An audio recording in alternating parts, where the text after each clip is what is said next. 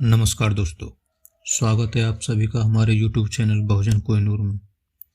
दोस्तों, हम अपने इस चैनल के माध्यम से बहुजन समाज में जन्मे गुरुओं, महापुरुषों और क्रांतिकारियों की बायोग्राफी तथा उनके द्वारा दी गई शिक्षाओं को और उनके त्याग और बलिदान को आम लोगों तक पहुंचाते हैं। सम्मानित साथियों, अगर आपको हमारा कार्य पसंद है तो हमारे इस चैनल को सब्सक्राइब कर, शेयर करें तथा हमारे इस कार्य को आगे बढ़ाने में हमारा सहयोग करें। दोस्तों, आज की इस कड़ी में हम आपको भारतीय संविधान की जानकारी एक काव्य के रूप में देंगे, जिससे आम जनमानस की समझ में बहुत सरल भाषा में आए। दोस्तों, इस रचना का नाम संविधान काव्य है, जिसे SK गौतम, सुनील कुमार गौतम जी ने लिखा है, जो कि एक IPS अधिकारी हैं। दोस्तों, इस काव्य में 228 पदों के माध्यम से संपूर्ण भारतीय संविधान की जानकारी देने का प्रयास किया गया है। तो चलिए शुरू करते हैं। संविधान काव्य। भारतीय संविधान हम सभी के लिए बहुत सम्मानजनक ग्रंथ है। आपको यह जानकर बहुत खुशी होगी कि भारतीय संविधान को एक बहुत सरल काव्य के रूप में भी लिखा गया है, जिससे यह जनसाधारण की समझ में आसानी से आ सके। इस रचना को संविधान काव्य का नाम दिया गया है। इसके रचनाकार हैं श्री सुनील कुमार गौतम, जो कि एक IPS अधिकारी भी हैं। संविधान काव्य में 238 पद हैं, जिनमें संविधान के हर भाग व अनुच्छेद के मूल भाव को समाहित करने की कोशिश की गई है। अब हम इसी संविधान काव्य की प्रस्तुति संगीतात्मक रूप में करने जा रहे हैं। आशा है कि आप सभी लोग इस संविधान काव्य से जरूर लाभान्वित होंगे। धन्यवाद। संविधान की उद्देशिका, प्रिएम्बल।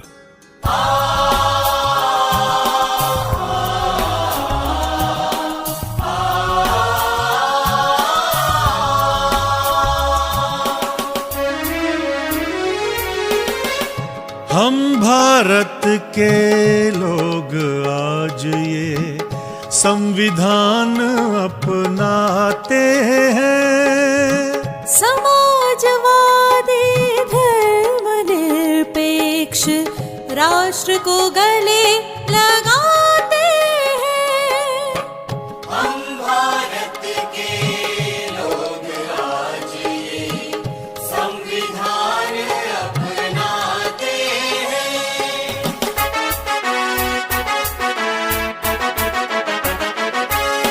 मिलेगा हर तरह का न्याय, बोलने की आजादी, मिलेगी समानता सबका, देश की जो आबादी। हम भारत के लोग आज ये संविधान अपनाते हैं। बंधुता बढ़े हर एक से, हर व्यक्ति इज्जत पाए। राष्ट्र हमारा रहे अखंड, एकता बढ़ती जाए। 26 नवंबर 1949 दृढ़ निश्चय हम करते हैं।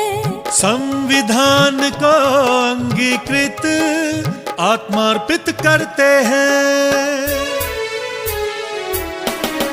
हम भारत के लोग आज ये संविधान अपनाते हैं। भाग 1, संघ और उसका राज्य क्षेत्र, the union and it's territories.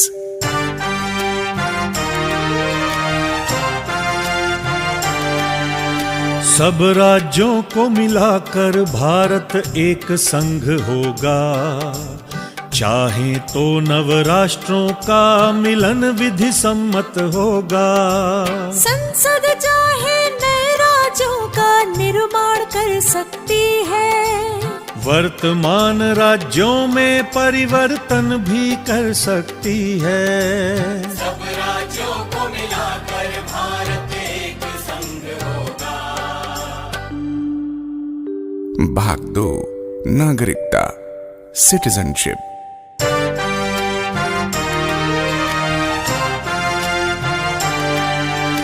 Bharat में रहने वाला व्यक्ति भारतीय कहलाता है। बाहर से आ बसे भारत में वह भी ये हक पाता है। कोई स्वेच्छा से करे विदेशी नागरिकता स्वीकार, भारतीय नागरिकता पर वह खोएगा अधिकार। भारत में रहने वाला व्यक्ति भारतीय कहलाता है। भाग 3 मूल अधिकार फंडामेंटल राइट्स।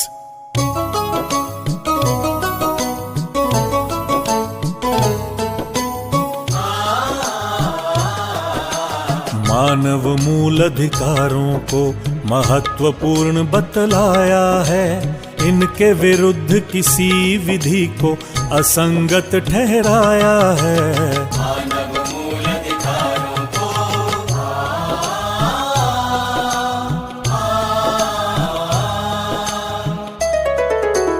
अनुच्छेद 14 में समता का अधिकार है। होटल हो चाहे दुकान सबको प्रवेश अधिकार है। अनुसूचित जाति जनजाति की करनी होगी भलाई, ताकि उनकी उन्नति हो और कमी की हो भरपाई। नौकरी में धर्म जाति लिंग का नहीं होगा भेद। साफ साफ शब्दों में समझाता 16 अनुच्छेद। समाज के पिछड़े वर्गों को हो आरक्षण का सहारा। उन्नति करे दलित जिनका जीवन वंचित सारा। छुआछूत कलंक का अनुच्छेद 17 करे अंत। डॉक्टर अंबेडकर हुए मसीहा, मानवता के बने संत। रहे ना कोई जमींदार अब, ना नवाब ना महाराजा। पद ना होगा जन्म से खुला योग्यता का दरवाजा।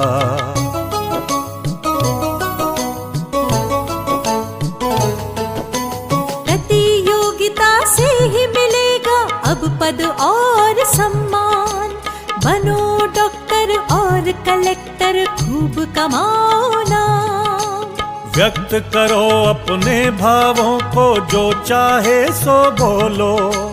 अन्याय से नहीं डरो, मुंह तुम अपना खोलो।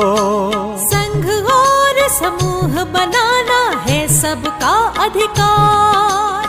शांतिपूर्ण करो सम्मेलन जो हो बिना हथियार। सारा भारत देश तुम्हारा, कहीं भी जा सकते हो।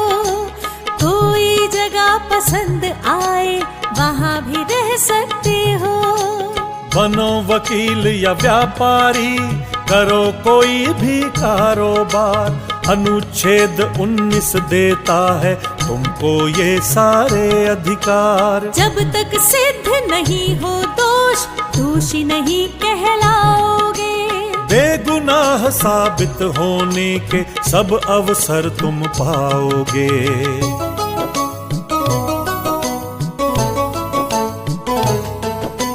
पहले कारण बतलाएंगे तभी करेंगे गिरफ्तार। 24 घंटे में छोड़ेंगे गिरफ्तारी यदि बेआधार। कोई बच्चा न करे मजदूरी, मजदूर न करे बेगार। यदि कोई भी करे उल्लंघन, जाना होगा कारागार। नन्हे नन्हे से बच्चे नहीं करें खान में काम। सरकार उन्हें देगी शिक्षा ताकि बने बड़े इंसान। किसी भी धर्म को मानो या उसका प्रचार करो।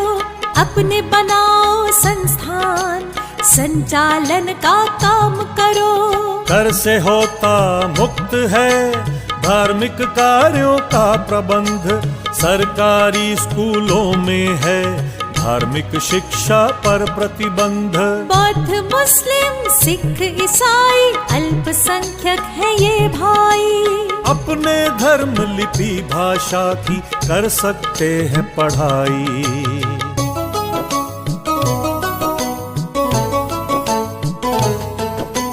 मूल अधिकार बहुत जरूरी प्रजातंत्र का सार। इन सब की गारंटी देता संवैधानिक उपचार। छीन यदि कोई अधिकार रिट दायर करवाओ। न्यायालय से लो आदेश लागू उसे कराओ। शस्त्र बलों व आईबी में बहुत जरूरी अनुशासन। अधिकारों में अल्प कटौती कर सकता है शासन। भाग 4 राज्य के नीति निर्देशक तत्व, directive principles of state policy.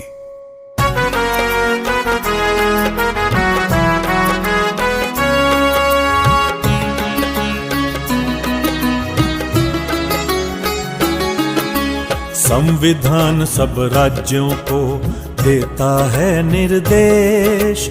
जनता के कल्याण की व्यवस्था करें विशेष। संविधान सब राज्यों को देता है निर्देश। जनता के कल्याण की व्यवस्था करें विशेष। सामाजिक असमता कम हो, घटे आय का अंतर। सभी क्षेत्र करें विकास, अवसर मिले निरंतर। स्त्री पुरुष सबको मिले आजीविका के साधन। सामूहिक हित हो जिसमें बांटो सब संसाधन। एक हाथ में केंद्रित ना हो उत्पादन के साधन। नर नारी यदि करें कार्य तो मिले समान ही वेतन। कार्मिकों के स्वास्थ्य का ध्यान रखे सरकार। स्त्री पुरुष बच्चे न करें हानिकारक रोजगार। संविधान सब राज्यों को देता है निर्देश। जनता के कल्याण की व्यवस्था करें विशेष। सब बच्चे उन्नति करें, मिले माहौल अनुकूल। शोषण उनका ना होए, कभी न जाना भूल। न्याय सर्वजन को मिले, अपराधी या सुशील। कोई बहुत गरीब हो तो मुफ्त में मिले वकील। गांव में निश्चित करें पंचायत का गठन। जनता को शक्ति मिले, लगे विकास में धन। बूढ़ा हो बेकार हो, असमर्थ या बीमार। सहारा इनको भी मिले, कुछ मदद करे सरकार। अच्छा सुविधाजनक हो कार्यालय में काम। गर्भवती महिलाओं को मिले विशेष आराम। जीवन का स्तर सुधरे, चहुमुखी होए विकास। बेकारों को मिले काम, सुविधा और अवकाश। उद्योगों के प्रबंध में हो मजदूरों का हाथ। सहकारी समिति का स्वरूप हिले साथ ही साथ। सब नागरिकों के लिए जो देश में करें निवास। समान सिविल संहिता का किया जाए प्रयास।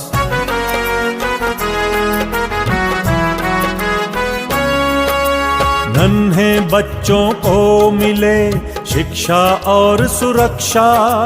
बने सभ्य नागरिक वे, जीवन हो अति अच्छा। अनुसूचित जाति जनजाति वर्ग है सबसे दुर्बल। अन्यायों पर लगे रोक, मिले शिक्षा और धन बल। मिले विटामिन पोषक तत्व, उच्च स्तरीय जीवन।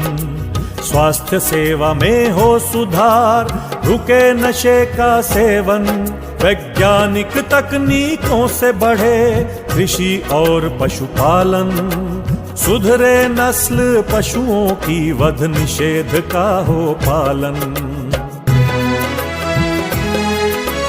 पर्यावरण सुरक्षित रखो, करो जीवन का रक्षण, वृक्ष लगाओ, करो हरियाली, वन जीवों का रक्षण। स्मारकों की करें सुरक्षा, रखें विशेष ध्यान, इतिहास रहेगा सुरक्षित, बढ़ेगा सबका ज्ञान। प्रशासन का न्यायालय में ना हो कोई दखल, न्यायपालिका रहे स्वतंत्र, न्याय मिले प्रतिपल, सब देशों के बीच में रहे सुरक्षा शांति, आपस में आदर बढ़े, मिटे परस्पर भ्रांति। संविधान सब राज्यों को देता है निर्देश, जनता के कल्याण की व्यवस्था करे विशेष। भाग 4 का मूल कर्तव्य, फंडामेंटल ड्यूटीज।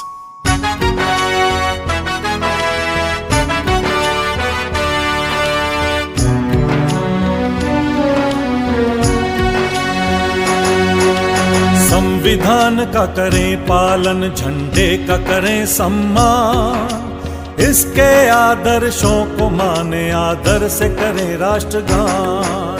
संविधान का करें पालन, आजादी के आदर्शों को समझे और बयां करे, देश की प्रभुता अखंडता के रक्षक का काम करे, राष्ट्र की सेवा करे, स्त्री का सम्मान करे, भेदभाव रहित होकर भ्रातृत्व का निर्माण करे, सामाजिक संस्कृति समझे, परंपरा का मान करे, प्रकृति का विस्तार करे, जीवन का सम्मान करे। संविधान का करें पालन, वैज्ञानिक हो दृष्टिकोण, ज्ञानार्जन का काम करें, सार्वजनिक संपत्ति का कभी नहीं नुकसान करें, खुद ऊंचाइयों को छू ले, लोगों को भी बढ़ाएं, राष्ट्र निरंतर बढ़े आगे, सभी सफल हो जाएं। माता पिता या संरक्षक प्रथम काम ये करवाएं, चाहे गरीबी हो घर में, बच्चे को शिक्षा दिलवाएं। संविधान का करें पालन। भाग 5 संघ, दी यूनियन, कार्यपालिका, दी एग्जीक्यूटिव।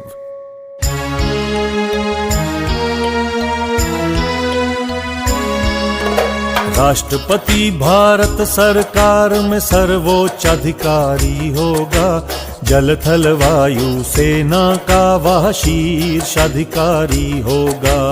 राष्ट्रपति भारत सरकार में सर्वोच्च अधिकारी होगा, जल थल वायु सेना का वह शीर्ष अधिकारी होगा।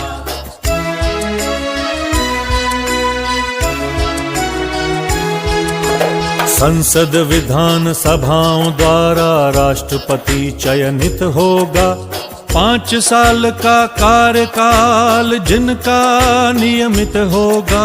नागरिक हो भारत का, आयु 35 से कम ना हो, सांसद बनने लायक हो, कोई लाभ का पद ना हो।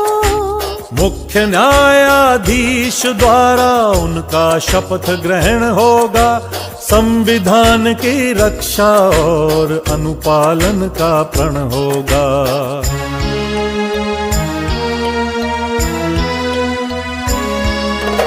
राष्ट्रपति यदि संविधान की अवहेलना करते हैं, संसद सदस्य उनके ऊपर दोषारोपण करते हैं। संसद द्वारा दोषारोपण महाभियोग कहलाता है, दोष सिद्ध होने पर उनको पद से हटाया जाता है। राष्ट्रपति सर्वोच्च है पर संसद है उनसे ऊपर।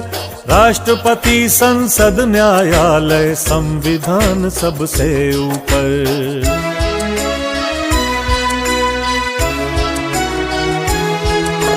राष्ट्रपति यदि हों असमर्थ, अनुपस्थित या हों बीमार, भारत के उपराष्ट्रपति देखेंगे उनका कार्यभार। संसद के 2 सदन करे उपराष्ट्रपति का निर्वाचन।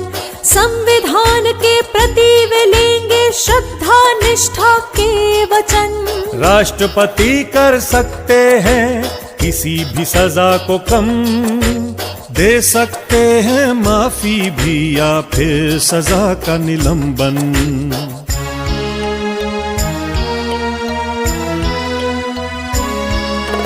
राष्ट्रपति की मदद हेतु एक मंत्री परिषद होगी।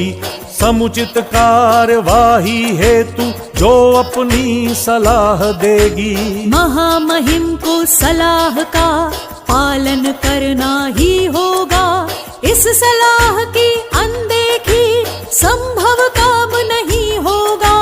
मंत्रिमंडल की नियुक्ति राष्ट्रपति द्वारा होगी। लोकसभा के प्रतिनिधिमंडल की जिम्मेदारी होगी।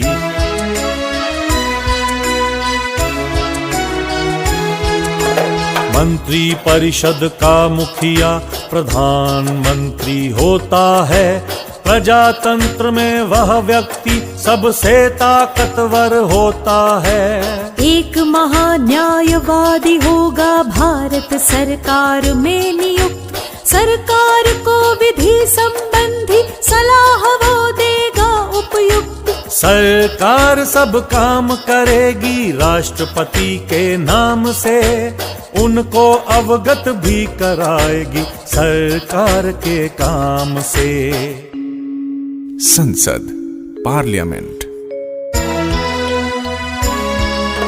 संसद भारत देश की सबसे बड़ी संस्था होगी। नए कानून बनाने हेतु उसकी ही क्षमता होगी।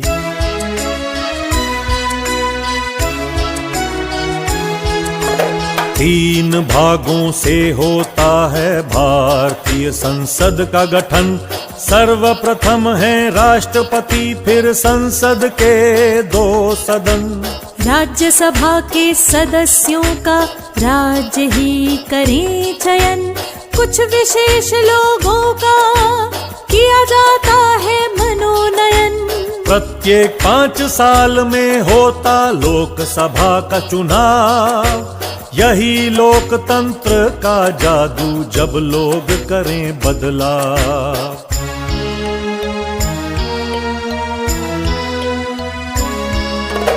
राज्यसभा में नियुक्ति हेतु उम्र चाहिए 30।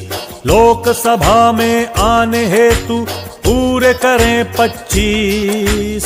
राष्ट्रपति समय समय पर करेंगे संसद में बैठक।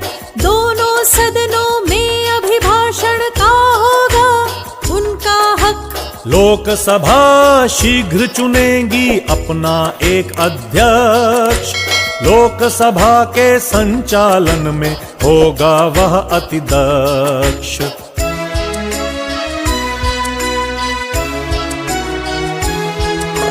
संसद के सब सदस्यों को लेनी होगी एक शपथ। संविधान का करेंगे पालन, अपनाएंगे उसका पथ। सांसद नहीं बने रहेंगे यदि हो विकृत मानसिकता। हो जाए दिवालिया या त्यागे देश की नागरिकता। सांसद सदन में बोलें या रखें स्वतंत्र विचार। वाणी की स्वतंत्रता ही है संसद का मुख्य आचार।